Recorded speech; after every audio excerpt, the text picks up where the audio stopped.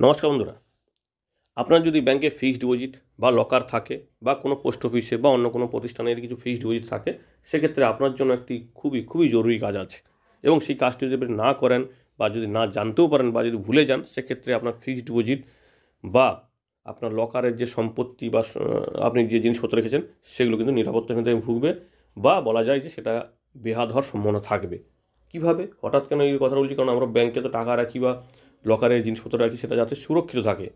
কারণ আমরা অর্থাৎ গ্রাহকরা ব্যাংকে ফিক্সড ডিপোজিট বা লকার নেওয়ার সময় একটা বড় ভুল করে থাকি, এবং সেটা হয়েছেও। ভারত সরকার বারবার বলা হয়েছে এবং গত সেশনে সংসদে মাননীয় অর্থমন্ত্রীও বিষয়টি বলেছেন যে অনেক গ্রাহক অসচেতনভাবে বা জেনে শুনে এড়িয়ে গেছেন বিষয়টা। সেটা হচ্ছে কি, ফিক্সড ডিপোজিট বা লকার নেওয়ার সময় নমিনি যুক্ত করা।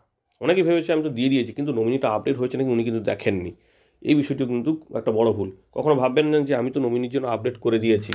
তো আপনি হয়তো করেছেন, কিন্তু ব্যাংকের কোনো ভুলেও বা ব্যাংকের অবহেলাতেও কিন্তু সে কাজটা হয়নি।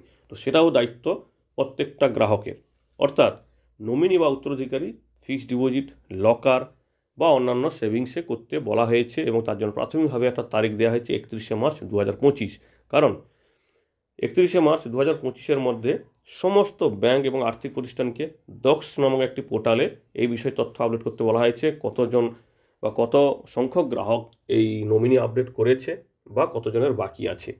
কারণ নমিনি আপডেট না করলে প্রথম যে সমস্যাটা হবে, কোনো গ্রাহকের মৃত্যুর পরে বা তার না থাকার সময়ে তার যে ফিক্সড ডিপোজিট বা লকারের সম্পত্তি বা অন্যান্য যে সেভিংস আছে সেগুলো বেহাত হওয়ার সম্ভাবনা। কারণ ভারত সরকারের নিয়মই বলছে এটা কয়েক বছর, মিনিমাম 10 বছর যদি না কোনোভাবে ক্লেম হয়, সেক্ষেত্রে এটা কিন্তু ভারত সরকারের একটা ওয়েলফেয়ারে চলে যায়, যেটা তারা কিন্তু বিভিন্ন ধরনের মানে কল্যাণমূলক কাজে লাগায়। তো আপনার টাকা যদি আপনার পরিবার না ব্যবহার করতে পারে, তো সেক্ষেত্রে আপনারা টাকা জমিয়ে লাভ কী?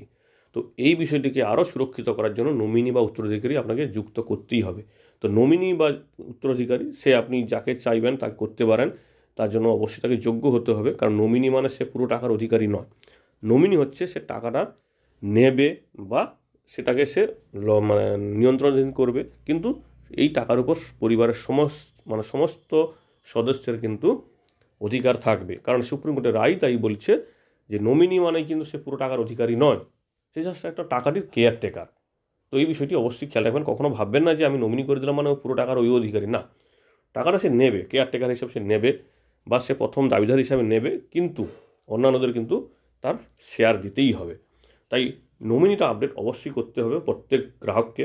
কারণ এখানে বলা হয়েছে, দেখুন, অনেক গ্রাহক অ্যাকাউন্ট ওপেনিং ফর্মে এই বিষয়টিও এড়িয়ে যান, কি ও সে পরে করা যাবে। তো এই যে অবহেলাটি, তার জন্য কিন্তু দেখা যাচ্ছে দেশে কয়েক হাজার কোটি টাকা এরকম ক্লেমহীন হয়ে পড়ে আছে। কারণ কি, কোনো গ্রাহক না থাকার কারণে বা উনি অবর্তমানে আইনিভাবে সমস্যায় পড়ছে, যে নমিনিটা যে উনি বা উনি যে পরিবারের আর একজন ব্যক্তি, অনেক সময় প্রমাণ করতে গিয়ে আইনি সাহায্য নিতে হয়, করে ছুটতে হয়। তো এই বিষয়টিকে ভারত সরকারও চাইছে না যে হোক।